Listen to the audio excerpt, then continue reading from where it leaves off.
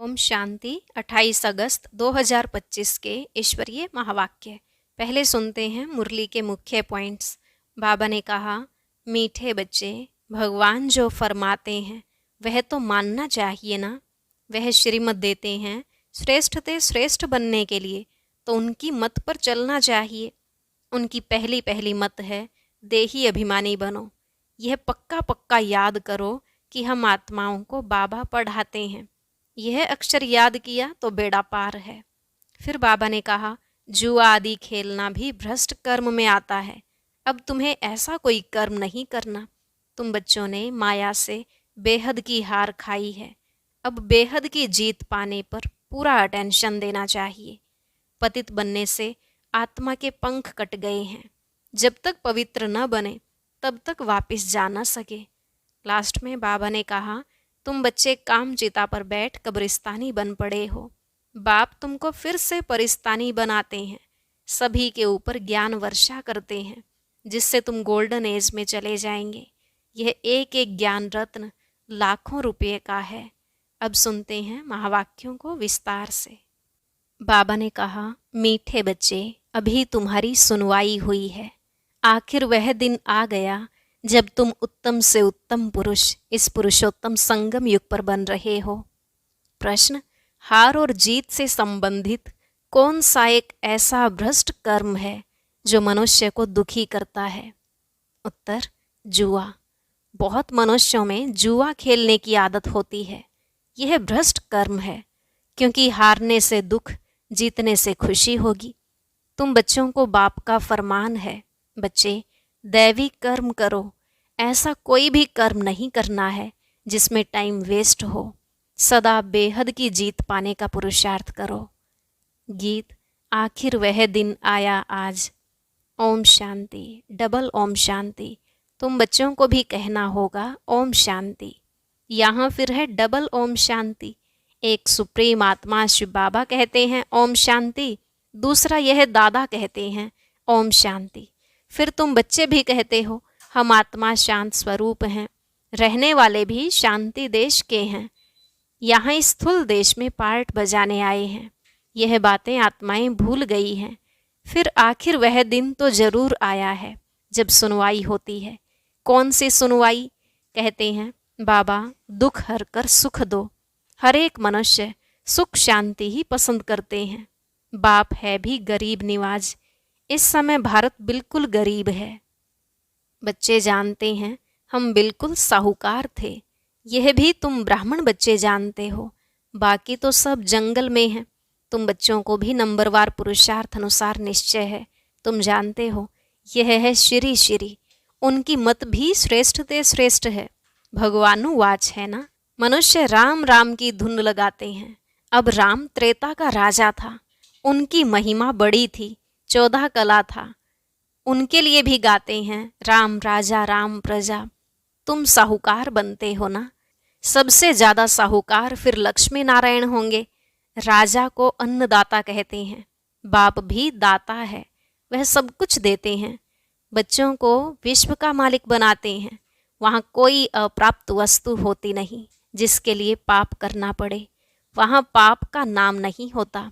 आधा कल्प है दैवी राज्य, फिर आधा कल्प है आसुरी राज्य। असुर अर्थात जिनमें देह अभिमान है। 5 विकार हैं। अभी तुम आए हो खिवैया अथवा बागवान के पास।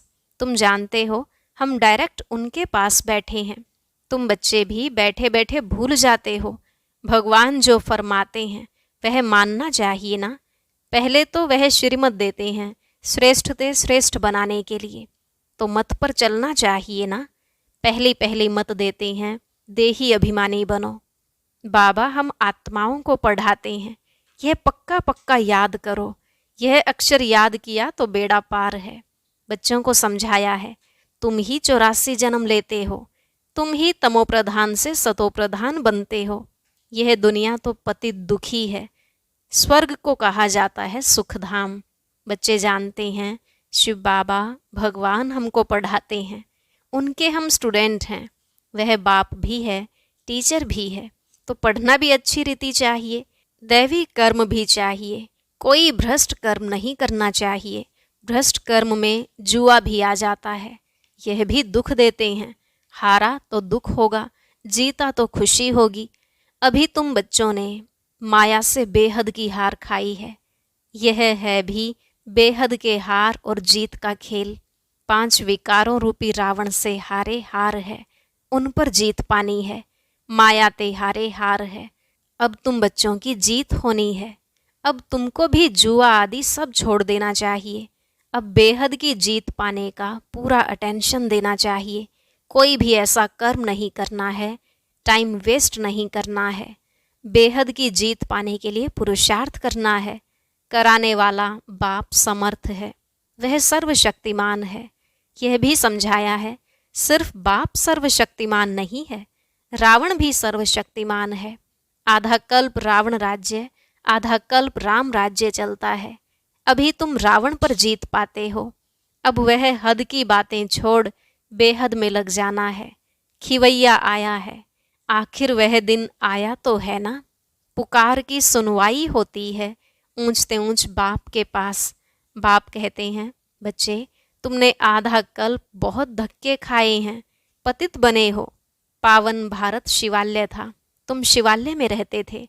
अभी तुम वैशाल्य में हो, तुम शिवालय में रहने वालों को पूजते हो। यहाँ इन अनेक धर्मों का कितना घमसान है। बाबा कहते हैं, अधर्मों का विनाश होना है और धर्म स्थापक विनाश नहीं करते हैं। वह सद्गति देने वाले गुरु भी नहीं हैं। सद्गति ज्ञान से ही होती है। सर्व का सद्गति दाता ज्ञान सागर बाप ही है। यह अक्षर अच्छी रीति नोट करो। बहुत हैं जो यहाँ सुनकर बाहर गए तो यहाँ की यहाँ रह जाती है। जैसे गर्भ जेल में कहते हैं, हम पाप नहीं करेंगे। बाहर निकले, बस वहाँ की वहाँ रही। थोड़ा बड़ा हुआ, पाप करने लग पड़ते, काम कटारी चलाते हैं। सतयुग में तो गर्भ भी महल रहता है। तो बाप बैठ समझाते हैं, आखिर वह दिन आया आज। कौन सा दिन? पुरुषोत्तम संगम युग का, जिसका कोई को पता नहीं है। बच्चे फील करते हैं, हम पुरुषोत्तम बनते हैं। उत्तम ते उत्तम पुरुष हम ही थे।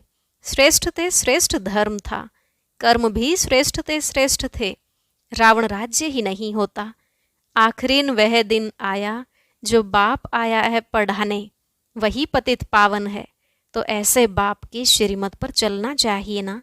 अभी है कलयुग का अंत, थोड़ा टाइम भी चाहिए ना पावन बनने के लिए। 60 वर्ष के बाद वानप्रस्थ कहते हैं, 60 तो लगी लाठ। अभी तो देखो 80 वर्ष वाले भी विकारों को छोड़ते नहीं। बाप कहते हैं, मैं इनकी वानप्रस्थ अवस्था में प्रवेश कर इनको समझाता हूँ। आत्मा ही पवित्र बन पार जाती है, आत्मा ही उड़ती है। अभी आत्मा के पंख कटे हुए हैं, उड़ नहीं सकती है। रावण ने पंख काट दिए हैं, पतित बन गई है। कोई एक भी वापिस जा न सके। पहले तो सुप्रीम बाप को जाना चाहिए। शिव की बारात कहते हैं ना, शंकर की बारात होती नहीं। बाप के पिछाड़ी हम सब बच्चे जाते हैं। बाबा आया हुआ है लेने के लिए। शरीर सहित तो नहीं ले जाएंगे ना। आत्माएं सब पतित हैं। जब तक पवित्र न बने तब तक वापिस जा न सके। प्योरिटी थी तो पीस प्रोस्पर्टी थी। सिर्फ तुम आदि सनातन देवी देवता धर्म वाले ही थे। अभी और सब धर्म वाले हैं, डीटिज्म है नहीं। इनको कल्प वृक्ष कहा जाता है। बड़ के झाड़ से इनकी भेंट की जाती है। थुर है नहीं, बाकी सारा झाड़ खड़ा है। वैसे यह भी देवी देवता धर्म का फाउंडेशन है नहीं, बाकी सारा झाड़ खड़ा है। था जरूर, परंतु प्रायलोप हो गया है, फिर रिपीट होगा। बाप कहते हैं, मैं फिर आता हूँ एक धर्म की स्थापना करने, नहीं तो सृष्टि चक्र कैसे फिरे। कहा भी जाता है, वर्ल्ड की हिस्ट्री ज्योग्राफी रिपीट। अभी पुरानी दुनिया है, फिर नई दुनिया को रिपीट होना है। यह पुरानी दुनिया बदल नई दुनिया स्थापन होगी। यही भारत नया सो पुराना बनता है। कहते हैं, जमुना के कंठे पर परिस्तान था। बाबा कहते हैं, तुम काम चिता पर बैठ कब्रिस्तानी बन पड़े हो, फिर तुमको परिस्तानी बनाते हैं। श्री कृष्ण को श्याम सुंदर कहते हैं, क्यों? किसकी भी बुद्धि में नहीं होगा। नाम तो अच्छा है ना, राधे और कृष्ण। यह हैं न्यू वर्ल्ड के प्रिंस प्रिंसेस। बाप कहते हैं, काम चिता पर बैठने से आयरन एज में है। गाया हुआ भी है, सागर के बच्चे काम चिता पर जल मरे। अब बाप सब पर ज्ञान वर्षा करते हैं, फिर सब चले जाएंगे गोल्डन एज में। अभी है संगम युग, तुमको अविनाशी ज्ञान रत्नों का दान मिलता है, जिससे तुम साहूकार बनते हो। यह एक एक रत्न लाखों रुपयों के हैं। वो लोग कहते हैं शास्त्रों के वर्षंस लाखों रुपयों के हैं। तुम बच्चे इस पढ़ाई से पद्मपति बनते हो, सोर्स ऑफ इनकम है ना। इन ज्ञान रत्नों को तुम धारण करते हो, झोली भरते हो। वह फिर शंकर के लिए कहते हैं, हे बम बम महादेव भर दो झोली। शंकर पर कितने इल्जाम लगाए हैं। ब्रह्मा और विष्णु का पार्ट यहाँ है, यह भी तुम जानते हो। 84 जन्म विष्णु के लिए भी कहेंगे, लक्ष्मी नारायण के लिए भी, तुम ब्रह्मा के लिए भी कहेंगे। बाप बैठ समझाते हैं, राइट क्या है, रॉन्ग क्या है, ब्रह्मा और विष्णु का पार्ट क्या है। तुम ही देवता थे, चक्र लगाए ब्राह्मण बने, फिर अब देवता बनते हो। पार्ट सारा यहाँ बजता है। वैकुंठ के खेल पाल देखते हैं, यहाँ तो वैकुंठ नहीं है। मीरा डांस करती थी, वह सब साक्षात्कार कहेंगे। कितना उनका मान है। साक्षात्कार किया, श्री कृष्ण से डांस की, लेकिन स्वर्ग में तो नहीं गई ना। गति सदगति तो संगम पर ही मिल सकती है। इस पुरुषोत्तम संगम युग को तुम समझते हो। हम बाबा द्वारा अब मनुष्य से देवता बन रहे हैं। विराट रूप की भी नॉलेज चाहिए ना। चित्र रखते हैं, समझते कुछ भी नहीं। अकासुर बकासुर यह सब इस संगम के नाम हैं। भस्मासुर भी नाम है। काम चिता पर बैठ भस्म हो गए हैं। अब बाप कहते हैं, मैं सबको फिर से ज्ञान चिता पर बिठाए ले जाता हूँ। आत्माएं सब भाई भाई हैं। कहते भी हैं हिंदू चीनी भाई भाई, हिंदू मुस्लिम भाई भाई हैं। अब भाई भाई भी आपस में लड़ते रहते हैं। कर्म तो आत्मा करती है ना, शरीर द्वारा आत्मा लड़ती है। पाप भी आत्मा पर लगता है, इसलिए पाप आत्मा कहा जाता है। बाप कितना प्यार से बैठ समझाते हैं। शिव बाबा और ब्रह्मा बाबा दोनों को हक है बच्चे बच्चे कहना। बाप दादा द्वारा कहते हैं, हे बच्चों समझते हो ना, हम आत्मा यहाँ आकर पार्ट बजाती हैं, फिर अंत में बाप आकर सबको पवित्र बनाए साथ ले जाते हैं। बाप ही आकर नॉलेज देते हैं। आते भी यहाँ ही हैं। शिव जयंती भी मनाते हैं। शिव जयंती के बाद फिर होती है कृष्ण जयंती। श्री कृष्ण ही फिर श्री नारायण बनते हैं। फिर चक्र लगाए अंत में सांवरा बनते हैं। बाप आकर फिर गोरा बनाते हैं। तुम ब्राह्मण सो देवता बनेंगे, फिर सीढ़ी उतरेंगे। यह 84 जन्मों का हिसाब और कोई की बुद्धि में नहीं होगा। बाप ही बच्चों को समझाते हैं। गीत भी सुना, आखिरी भक्तों की सुनवाई होती है। बुलाते भी हैं, हे भगवान आकर हमको भक्ति का फल दो। भक्ति फल नहीं देती, फल भगवान देता है। भक्तों को देवता बनाते हैं। बहुत भक्ति तुमने की है, पहले पहले तुमने ही शिव की भक्ति की। जो अच्छी रीति इन बातों को समझेंगे, तुम फील करेंगे यह हमारे कुल का है। किसकी बुद्धि में ठहरता नहीं है तो समझो भक्ति बहुत नहीं की है, पीछे आया है। यहाँ भी पहले नहीं आएंगे। यह हिसाब है। जिसने बहुत भक्ति की है उनको बहुत फल मिलेगा। थोड़ी भक्ति थोड़ा फल, वह स्वर्ग के सुख भोग नहीं सकते, क्योंकि शुरू में शिव की भक्ति थोड़ी की है। तुम्हारी बुद्धि अब काम करती है। बाबा भिन्न भिन्न युक्तियाँ बहुत समझाते हैं। अच्छा, मीठे मीठे सिकिलधे बच्चों प्रति माता पिता बाप दादा का याद प्यार और गुड मॉर्निंग। रूहानी बाप की रूहानी बच्चों को नमस्ते। रूहानी बच्चों की रूहानी बाप दादा को नमस्ते नमस्ते, गुड मॉर्निंग। शुक्रिया बाबा, शुक्रिया। धारणा के लिए मुख्य सार। पहला पॉइंट, एक एक अविनाशी ज्ञान रत्न जो पद्मों के समान हैं, इनसे अपनी झोली भर बुद्धि में धारण कर फिर दान करना है। श्री श्री की श्रेष्ठ मत पर पूरा पूरा चलना है। आत्मा को सतो प्रधान बनाने के लिए देही अभिमानी बनने का पूरा पूरा पुरुषार्थ करना है। वरदान, सर्व के प्रति शुभ भाव और श्रेष्ठ भावना धारण करने वाले हंस बुद्धि होली हंस भव। सर्व के प्रति शुभ भाव और श्रेष्ठ भावना धारण करने वाले हंस बुद्धि होली हंस भव। बाबा ने कहा, हंस बुद्धि अर्थात सदा हर आत्मा के प्रति श्रेष्ठ और शुभ सोचने वाले, पहले हर आत्मा के भाव को परखने वाले और फिर धारण करने वाले। कभी भी बुद्धि में किसी भी आत्मा के प्रति अशुभ व साधारण भाव धारण न हो। सदा शुभ भाव और शुभ भावना रखने वाले ही होली हंस हैं। वे किसी भी आत्मा के अकल्याण की बातें सुनते देखते भी अकल्याण को कल्याण की वृत्ति से बदल देंगे। उनकी दृष्टि हर आत्मा के प्रति श्रेष्ठ शुद्ध स्नेह की होगी।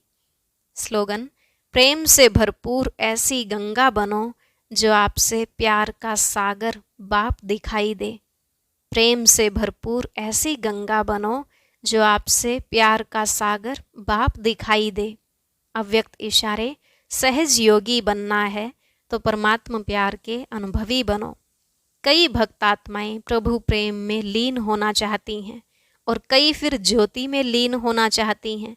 ऐसी आत्माओं को सेकंड में बाप का परिचय, बाप की महिमा और प्राप्ति सुनाए, संबंध की लवलीन अवस्था का अनुभव कराओ। लवलीन होंगे तो सहज ही लीन होने के राज को भी समझ जाएंगे। ओम शांति। अब सुनते हैं आज का अव्यक्त ज्ञान मोती। इसके लिए ऊपर दिए गए बॉक्स पर क्लिक करें।